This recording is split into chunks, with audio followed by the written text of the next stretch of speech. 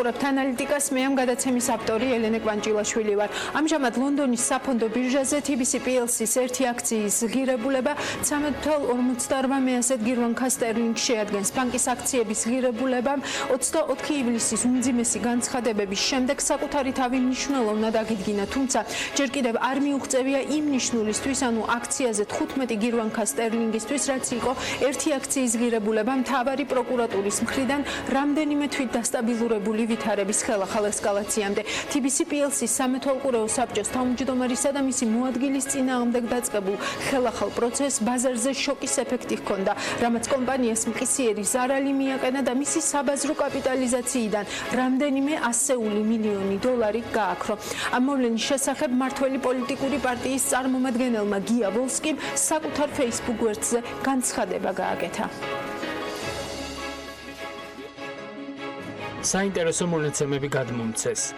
6 აპრილს მას შემდეგ რაც სერიოზული ბრალდების გამო ხაზარაძე ჯაფარიძე აქციონერთა საბჭომ TBC ბანკის მმართველობას ჩამოაცილა, ლონდონის ბირჟაზე TBC ბანკის აქციები 33%-ით გაიზარდა. 24 ივნისს, როდესაც ცნამლილი გახდა, რომ ისინი TBC Bank Group PLC-ში განაგრძობდნენ საქმიანობას, TBC ბანკის აქციები კვლავ გაუფასურდა. 25 ივლისს ხაზარაძე ჯაფარიძის მიერ TBC Bank Group PLC-ს დატოვების შემდეგ კი TBC-ს აქციების ღირებულება ისევ 11%-ით გაიზარდა და სტაბილურ ნიშნულს დაუბრუნდა. ვოლსკის ამ განცხადებას ანაკლის განვითარების კონსორციუმის მხრიდან საპასუხო ნაბიჯი და ფაქტებითა და რიცხვებით მანიპულირების ამსახველი გრაფიკის გამოქვეყნება მოჰყვა. თქვენ ახლა ეკრანებზე ხედავთ ამ გრაფიკას. მოვლენები უმრავლესობის ერთ-ერთი ლიდერის აღწერილობისგან რეალურად რადიკალურად განსხვავებულად განვითარდა. 2019 წლის 9 იანვარს მთავარმა პროკურატურამ მამუკა ხაზარაძისა და ბადრი ჯაფარიძის წინააღმდეგ 11 წლის წინ განხორციელებული ტრანზაქციების გამო ფულის გათეთრების მუხლით დაწყებული გამოძიების შესახებ გააკეთა საჯარო განცხადება, რასაც TBC-ს აქციების 9%-იანი გაუფასურება მოჰყვა. სწორედ ამის შემდეგ მიიღო საქართველოს ეროვნული ბანკის ვიცე-პრეზიდენტმა გადაწყვეტილება, რომლითაც ხაზარაძე ჯაფარიძის TBC-ს სამეთვალყურეო საბჭოდან ჩამოშორება მოითხოვა. პროკურატურის განმეორებით ბრიფინგს აქციების კიდევ 15%-იანი ვარდნა მოჰყვა, რაც შემდგომში TBC მომდევნო რამდენიმე თვის განმავლობაში აინაზღაურა. ბოლო ვარდნის შემდგომ კი TBC ჯგუფის აქციებმა ღირებულების აღდგენა მხოლოდ აქციების გამოსყიდვისა და წარმატებული კვარტალური მაჩვენებლების გამოქვეყნების შემდეგ შეძლო. შესაბამისად, გიორგი ვოლსკის განცხადებასთან დაკავშირებით ამ გადაცემის ვერდიქტი ასეთია: ფაქტებით მანიპულირება TBC PLC-ს აქციების ღირებულების შესახებ, რიცხვებით მანიპულირება TBC PLC-ს აქციების ღირებულებების შესახებ.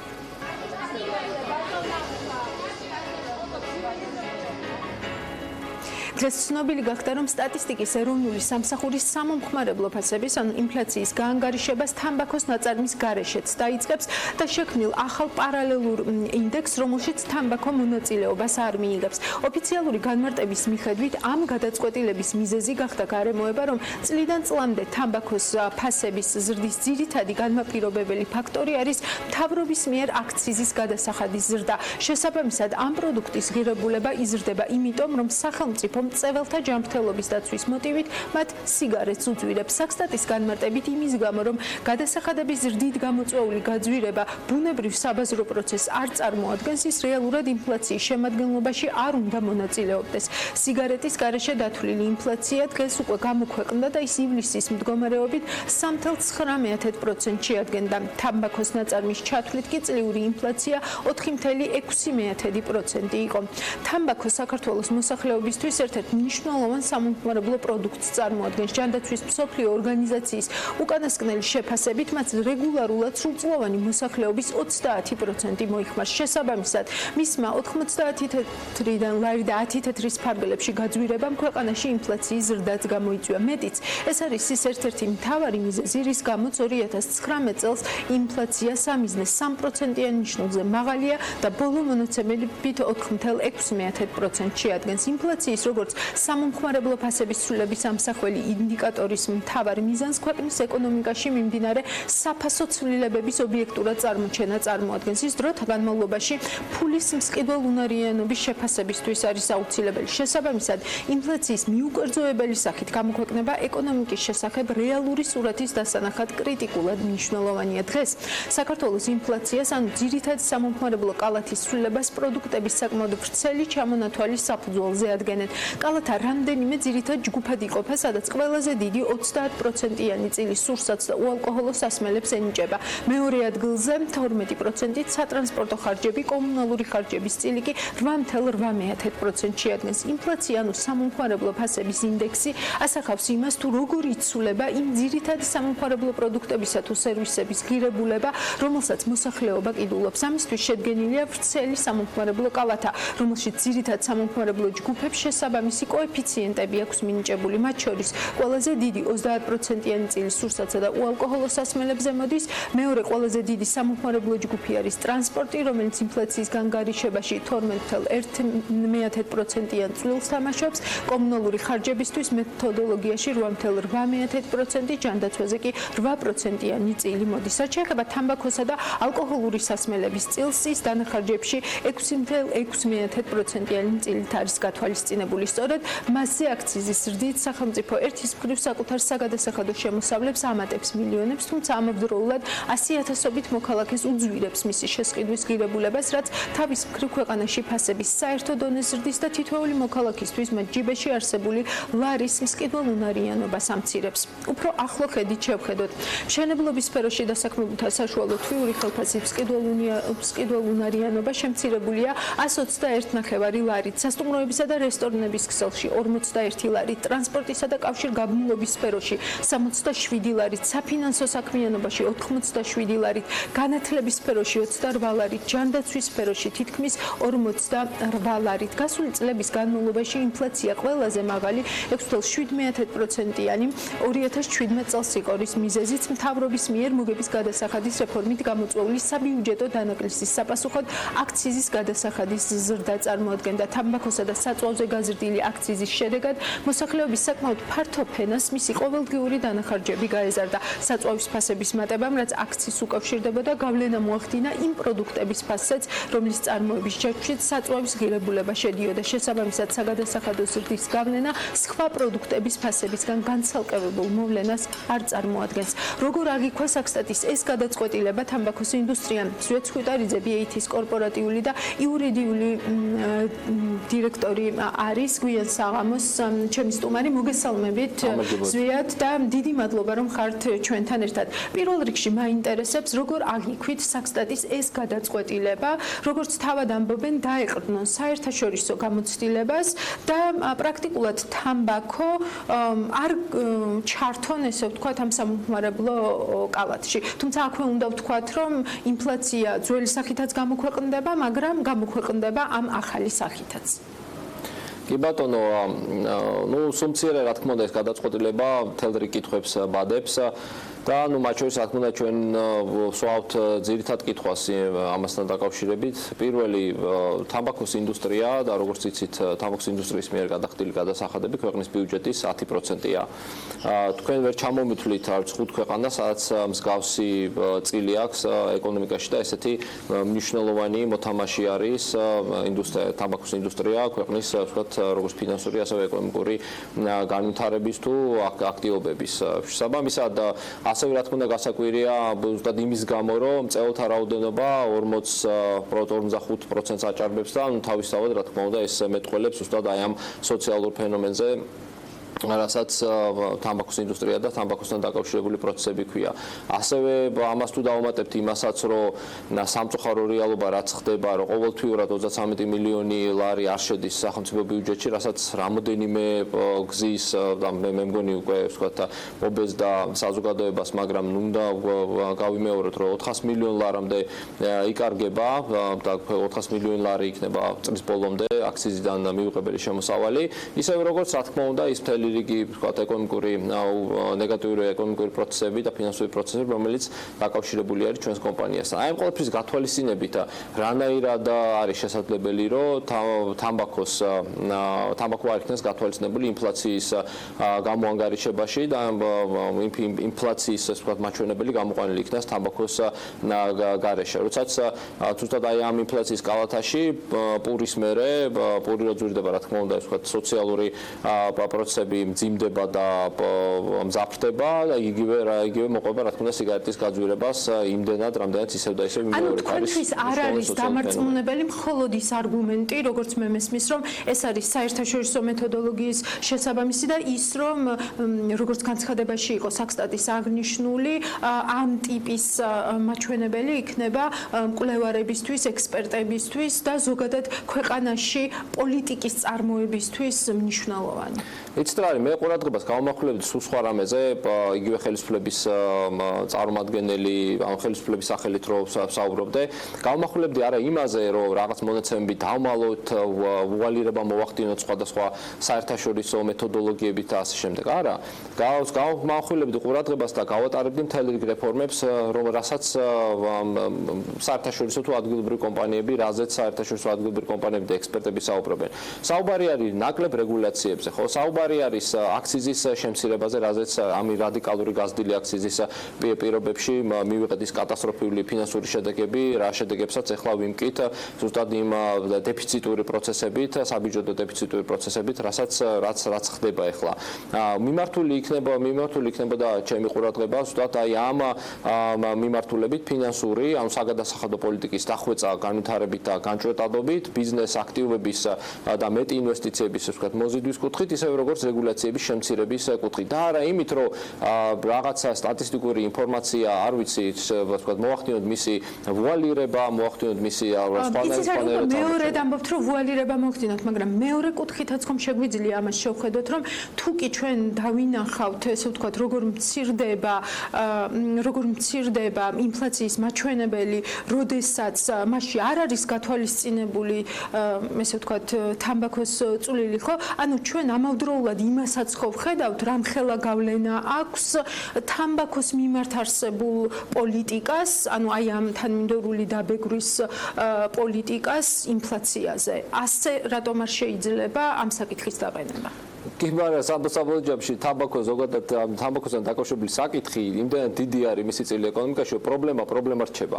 როგორც არ უნდა შევხედოთ, გინდათ ვთქვათ თამბაქოს გარეშე ინფლაცია შევხედოთ, გინდათ თამბაქოიანად ინფლაცია შევხედოთ, ამით მიზანი რა არის? აი საბოლოო ჯამში მე ვერ ხვდები. მიზანი ისედაც ყველა ძალიან კარგად ვიცით, რომ თამბაქოს ინდუსტრიას ისევ როგორც სხვადასხვა ინდუსტრიებს, მაგრამ განსაკუთრებით თამბაქოს ინდუსტრიის ვთქვათ წილი ეკონომიკაში არის ძალიან დიდი.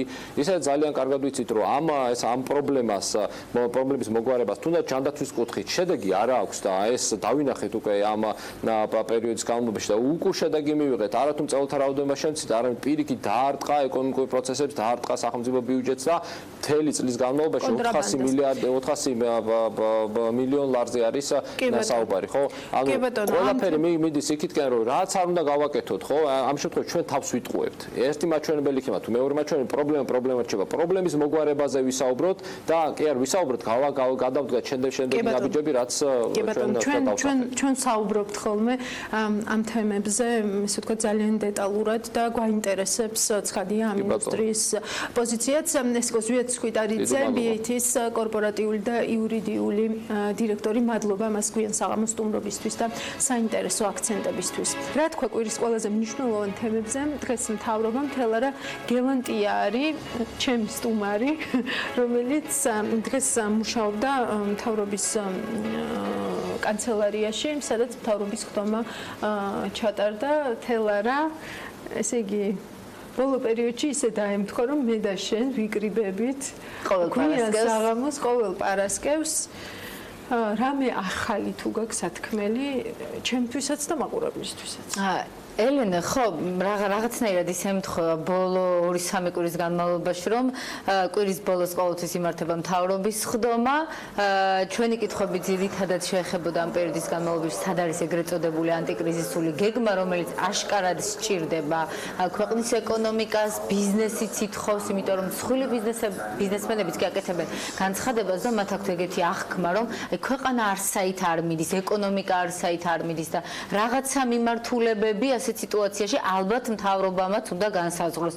თუმცა ეს ის მთავრობის ხდომა იყო, როცა გეგმაზე მეტად კითხვები შეეხებოდა რა სჭირს ლარს, რადგან ბოლო 1 კვირის განმავლობაში განსაკუთრებით თითქმის 3-მდე ავიდა ლარი დოლართან მიმართებაში, მაგრამ დღეს იყო ესეთი სიტუაცია, როცა გუშინდელი ინტერვენციის შემდეგ შედარებით გამყარდა ბლუმბერგზეც ოფიციალური სავაჭრო კურსიც და მთავრობა დღეს შედარებით დამშვიდებული თითქოს პრობლემა მოაგვარეს, გვიყვებოდნენ თავდაჯერებულად იმას, რომ დიახ, როგორც ჩვენ ვამბობდით, ლარი იყო ზედმეტად გაუფასურებული, ხელოვნურად გაუფასურებული და დღეს ვთქვათ ის უბრუნდება მყარ ნიშნულს, თუმცა პრემიერს არ დაუკონკრეტებია დღეს რა არის ეს მყარი ნიშნული, ან რას გულისხმობენ, სადამდე უნდა ჩამოვიდეს ლარი, იმიტომ რომ წლის დასაწყისიდან ჩვენ ამ მერყეობებს ვამჩნევდით, თუმცა პრემიერმა განმავლობაში 4 თეთრით ასე ვთქვათ, გამყარდა იმ ინტერვენციის შემდეგ, ან მიწოდებული 40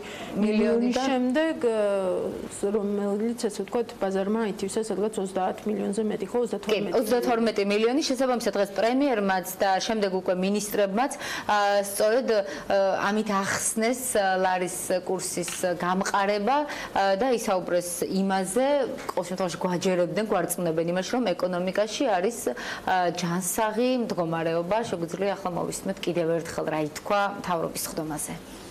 ეკონომიკაში მიმდინარე მოვლენები არის ჯანსაღი, მყარი, მდგრადი და ლარი იყო ზედმეტად გაუფასურებული. ამას სამწუხაროდ ხელი შეუწყო ბოლო რამდენიმე კვირის განმავლობაში არსებულმა ნეგატიურმა ფონმა და შესაბამისად ამ ფონით გამოწვეულმა ნეგატიურმა მოლოდინებმა. როგორც ჩვენ ვაცხადებდით კიდევაც, ლარის კურსი მყარდება, ეს არის ესეთი სტაბილური ტენდენცია, მინდა გითხრათ, რამაც კიდევ ერთხელ დაამტკიცა, რომ ჩვენი ანალიზი იყო აბსოლუტურად სწორი. ლარის კურსი იყო, ვთქვათ, ზედმეტად ორგანული სიღრმისეული მიზეზი ეკონომიკაში არ არსებობს იმისა, რომ ლარი იყოს ვთქვათ, გრძელვადიან პერსპექტივაში გაუფასურებული, შესაბამისად, ლარის კურსის გამყარების ტენდენცია არის სრულიად ადეკვატური.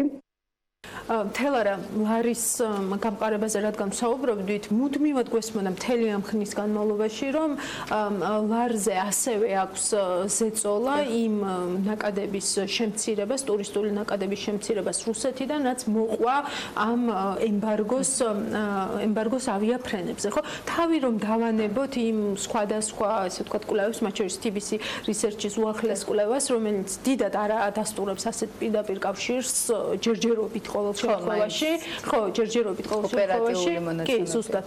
აქ საინტერესო არის ფრენების სუბსიდირების ნაწილი, იმიტომ რომ ეს ჩაითვალა, რომ არის ყოველ შემთხვევაში ჩვენ ასე გავიგეთ, რომ ეს არის სწორედ ამ პრობლემის მოგვარების, ესე ვთქვათ, ერთ-ერთი გზა, რომ რუსეთიდანაც ჩამოვიდნენ ტურისტები და სხვა მიმართულებებიდანაც ლონდონი და ბრიუსელი იყო, ესე ვთქვათ, შერჩეული, თუმცა არ ვიცი რატომ ლონდონი და ბრიუსელი. დღეს ხო, სამწუხაროდ აი რატომ ლონდონი, რატომ ბრიუსელი, ესე ბევრი ჩაკითხვით ამ კითხვების დასმა და შესაბამისად პასუხების მიღება მთავრობაზე ვერ მოახერხეთ, თუმცა დღეს დილით საქმიან დილას ყავდა სტუმრად ეკონომიკის მინისტრის მოადგილე, სადაც მან ერევანი ახსნა იმით, რომ ახლოს არის და შესაბამისად მოსკოვი ერევანს შორის სრულდება ბევრი რეისი. ბრიუსელი ახსნა იმით, რომ ის არის ევროპის პოლიტიკური დედაქალაქი, ლონდონი კი ფინანსური ცენტრი. თუმცა ალბათ უფრო მეტად მეტად კონკრეტული გათვლა საჭირო, რა გარანტიები გვაქვს ან სადაინახა მთავრობამ, რომ სწორედ ეს არის ის ორი დიდი ქალაქი, საიდანაც შეიძლება აქედან ტურისტების მოზიდვა. ჩემი კითხვა იმიტომ არის საგულისხმო ამ შემთხვევაში, რომ დღეს პრემიერის პასუხმა, ესე ვთქვათ, ცოტათი გაკურვებული დამტოვა იქიდან გამომდინარე, რომ ეს საერთოდ არ მეგონა თუ კი იყო განზომილება. ხო, ჩვენს ყოველ შემთხვევაში როდესაც პირველად გავიგეთ იმის შესახებ, რომ პრემიერმა გამოსცა განკარგულება, რომლის თანახმად 600,000 евро მოხმარდებოდა რუსეთიდან სატრანზიტო ფრენებს ერევნის გავლით თბილისში, არა მარტო პოლიტიკოსებში, აი კერძო სექტორში, ტურიზმის ინდუსტრიით დასაქმებული ადამიანები გვირეკავდნენ და მათ შორის ჩვენს გვეკითხებოდნენ, ხომ არ იცით, რატომ მიიღო მთავრობამ ესეთი გადაწყვეტილება. იყო მე პასუხები იმის თაობაზე, რომ ჩვენ როცა ხვდებოდით ტურიზმის სექტორს, ისინი აცხადებდნენ, რომ აი რუსეთიდან ვიზიტორები არ უნდა დავკარგოთ, რუსული ბაზრის დაკარგვის ფუფუნება არ გვაქვს. ამიტომ მთავრობა მიიღო ეს გადაწყვეტილება, რომ ტრანზიტით მაინც რუსი ტურისტები მივიღოთ ამ სეზონზე. მაგრამ დღეს პრემიერმა სხვა ჭრილში დაგვენახა მთავრობის ამ განკარგულების შინაარსი. მან თქვა, რომ ეს ყველაზე ნაკლებად იყო აი ამ გადაწყვეტილებაში ტურისტული კომპონენტი და ტურიზმის მხარდაჭერის კომპონენტი. ბახტაძე ირწმუნება, რომ ეს გაკეთდა პირველ რიგში, იმიტომ რომ ჩვენი თანამოქალაქეები, რომლებიც ცხოვრობენ რუსეთში და აპირებდნენ წელს საქართველოში ჩამოსვლას, ნათესავების ბებიაბაბუის ანახავად, მათ დავეხმაროთო, მისი განმარტება იყო ასეთი და მოგვიანებით შემდეგ უკვე ეკონომიკის მინისტრმაც თქვა, რომ გასაკვირი ამაში არაფერი იყო ამ განკარგულებაში. შეგვიძლია მოვისმინოთ მათი კომენტარები. ყველაზე ნაკლები სწორედ იყო ტურისტული კომპონენტი, რატომაც ეს გადაწყვეტილება მივიღეთ. რუსეთში მცხოვრები ქართველების უმრავლესობას ჰქონდა დაგეგმილი ზაფხულში საქართველოში ჩამოსვლა. ჩვენ ვართ ვალდებულები, რომ დავეხმაროთ ჩვენს ქართველებს. რა თქმა უნდა ვართ. თქვენ არ მიგაჩნიათ, რომ საკმაოდ მნიშვნელოვანი მიზანია და ამოცანა, რომ მილიონზე მეტი ცხოვრები ჩვენი თანამემამულე რუსეთში შეძლებს, რომ თავისუფლად ჩამოვიდეს საქართველოში და არ შეეჯახოს ის პრობლემას, რომელიც ხელოვნურად, ასე ვთქვათ, შეიქმნა. მე ვფიქრობ, რომ საკმაოდ დიდი მიზანი და დიდი ამოცანა, რომელიც იმსახურებს. მათ შორის სოციალური თემაც იყო.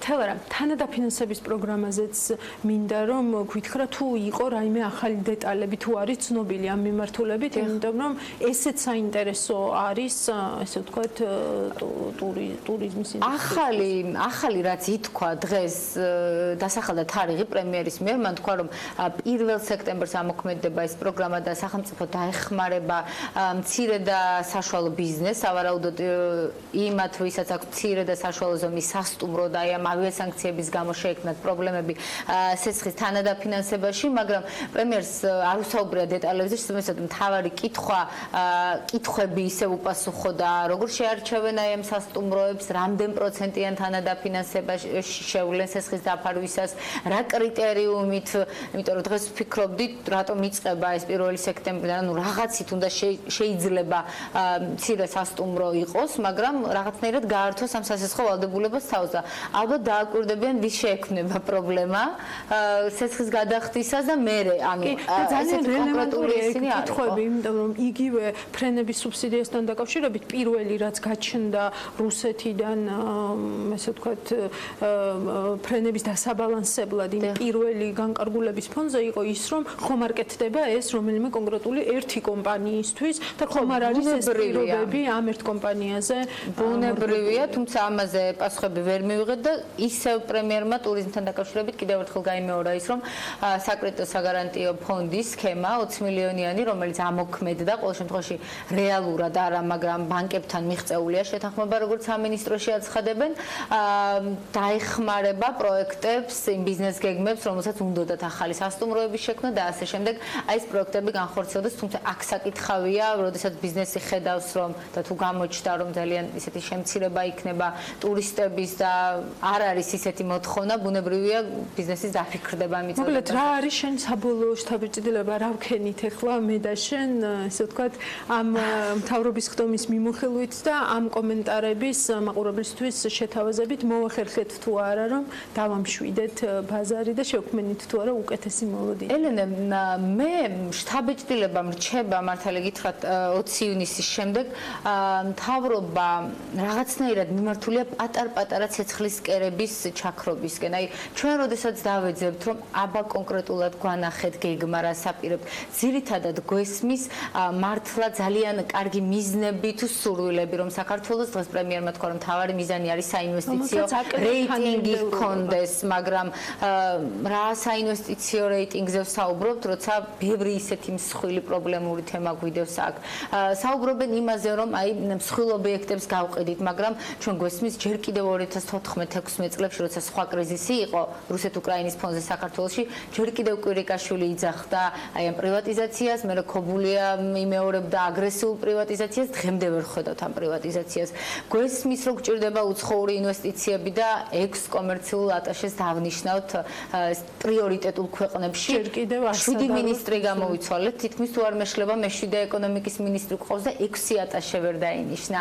ანუ აი რაღაცა ესეთ კერებს ვაქრობთ და საბოლოოდ ვართ იმ სიტუაციაში, რაც ვართ და გეგმა ისევ გეგმაზე ვართ, იმიტომ რომ გეგმაზე ისე ვარ. ხედვა რომ არსებობდეს თანმიმდევრული, ეს გეგმა ფურცელზე დაიდებოდა. ასე მგონია. ალბათ, ხო, რომ იცოდნენ ზუსტად რა უნდათ, იმიტომ რომ მართლა ბევრი პრობლემური თემა ცალკე ანაკლის სპორტთან დაკავშირებით ხვდებით, იქით ხაზარაძე ჯაფარიძის საქმე და ანუ დაბნეულია მთავრობა ყოველ შემთხვევაში ეგეთი შტაბეჭდილება რჩება და არა მარტო მე როდესაც იგივე ბიზნესმენი თემურ ჭყონია ამბობს რომ არსაით მიდის ეკონომიკა მსხვილ ბიზნეს ასეთი შტაბეჭდილება აქვს წვრილმა არ იცის როგორ ეხმარება ბუნებრივია ეს იწევს გაუქმებებს ჭყონია ამბობს რომ ქვეყანას სჭირდება სირბილი ხო და ნახოთ ჩვენ დავდივართ მაგრამ ალბათ წრეზე თეორია წრეზე არ ვიბინოთ მადლობა ეს იყო თელარა გელანტია მთავრობის წევრებთან კრიტიკული კითხვებით და მათი პასუხებით ანალიტიკისთვის.